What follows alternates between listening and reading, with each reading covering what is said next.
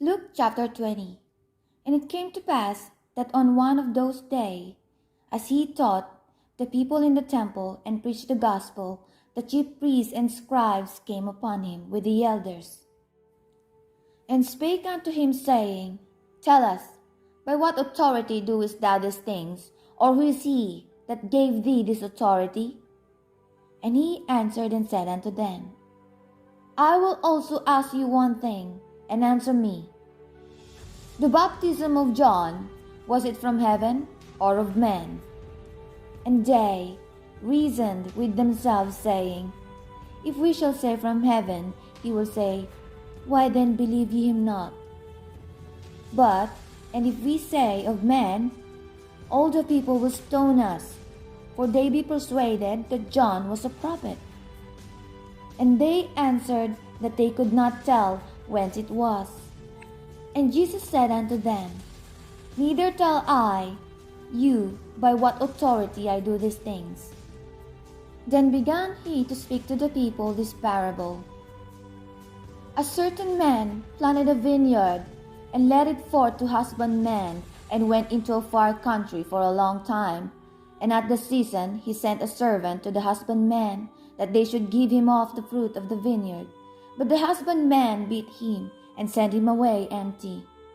And again he sent another servant, and they beat him also, and entreated him shamefully, and sent him away empty. And again he sent a third, and they wounded him also, and cast him out. Then said the Lord of the vineyard, What shall I do? I will send my beloved son.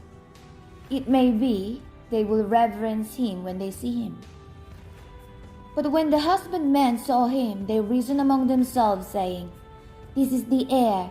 Come, let us kill him, that the inheritance may be ours. So they cast him out of the vineyard and killed him. What therefore shall the Lord of the vineyard do unto them? He shall come and destroy these husbandmen, and shall give the vineyard to others. And when they heard it, they said, God forbid. And he beheld them and said, What is this? Then that is written, The stone which the builders rejected, the same is become the head of the corner. Whosoever shall fall upon that stone shall be broken, but on whomsoever it shall fall, it will grind him to powder. And the chief priests and the scribes the same hour sought to lay hands on him, and they feared the people, for they perceived that he had spoken this parable against them. And they watched him, and sent forth spies, which should feign themselves just men, that they might take hold of his words, so they might deliver unto him the power and authority of the governor. And they asked him, saying, Master, we know that thou sayest and teachest rightly, neither acceptest thou the person of any, but teachest the way of God truly. Is it lawful for us to give tribute unto Caesar, or no? But he perceived their craftiness, and said unto them, Why tempt ye me? Shew me a penny. Whose image and superscription hath it? They answered and said, Caesar's. And he said unto them, Render therefore unto Caesar the things which be Caesar's, and unto God the things which be God's. And they could not take hold of his words before the people, and they marveled at his answer, and held their peace.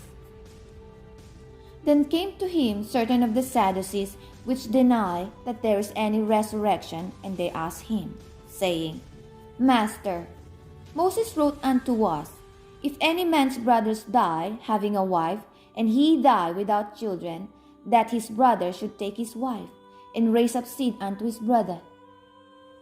There were therefore 7 brethren, and the first took a wife, and died without children, and the second took her to wife, and he died childless, and the third took her, and in like manner the 7 also, and they left no children, and died.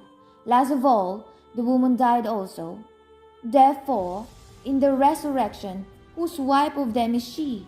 For 7 had her to wife.